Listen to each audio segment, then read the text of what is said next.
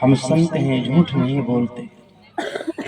जब मैं राम दर्शन कर रहा था, सोच रहा था कि सारे शुभ कर्मों का फल राम दर्शन, तो राम दर्शन का भी कोई फल होना चाहिए। उसका जवाब हमें सहित प्रयाग सुभाग हमारा। भरद्वाज ऋषि को प्रणाम करते हुए भरत आगे बढ़े। सिंहवीरपुर तक तो भरत रथ से आए थे, मगर गंगा पार जी ने कहा मुझे श्री की बलि चलना चाहिए, लेकिन नहीं, आप लोग साधन से चलो, मैं पैदल चल रहा हूँ। लेकिन जब भरद्वाज ऋषि की आश्रम से आगे भरत जी बढ़े तो झलका झलकत पायन कैसे, पंकज कोश ओस कन जैसे। जैसे ओस की बूंदे कमल के पत्ते पर पड़े, सूर्योदय हो और मोती की भांति चमके, ऐसे भरत के तालुओं में झलके ही झलके। किसी ने कहा है जिनके ओठों पर हंसी और पाँव में छाले होंगे, हे परमात्मा वो आपको ढूंढने वाले।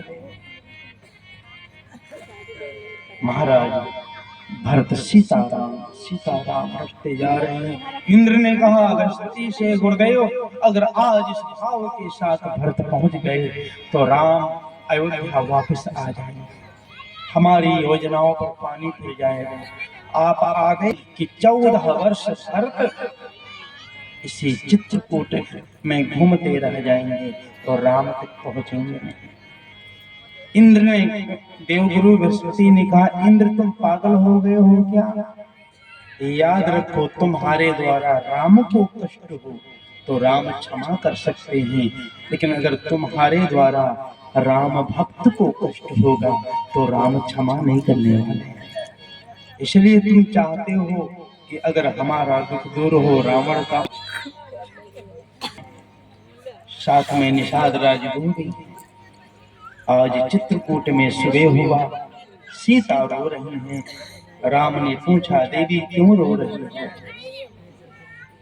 सीता ने कहा मैंने स्वप्न देखा है, भरत आया है, समाज आया है, हमारी सासु माताएं आई हैं, जिनके मांग में सिंदूर नहीं है, हाथों में चूड़ियां।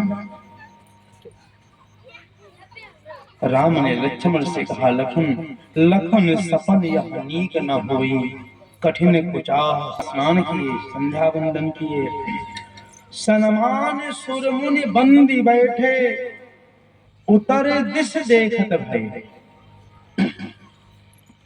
ऋषि मुनियों का समाज आया, भगवान महात्माओं को वंदन किए, सत्संग हुआ, विदा किया।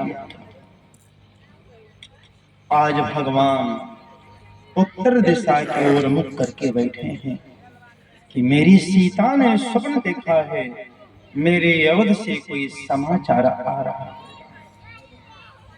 अचानक महाराज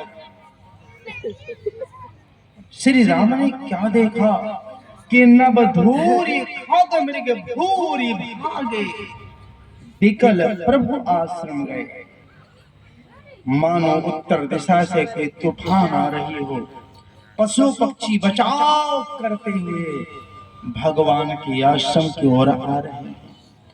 तुलसी उठे और सेन संग चतुरंग न तोरी। प्रभु भरत जी अकेले नहीं, चतुरंगली सेना के साथ आ रहे हैं।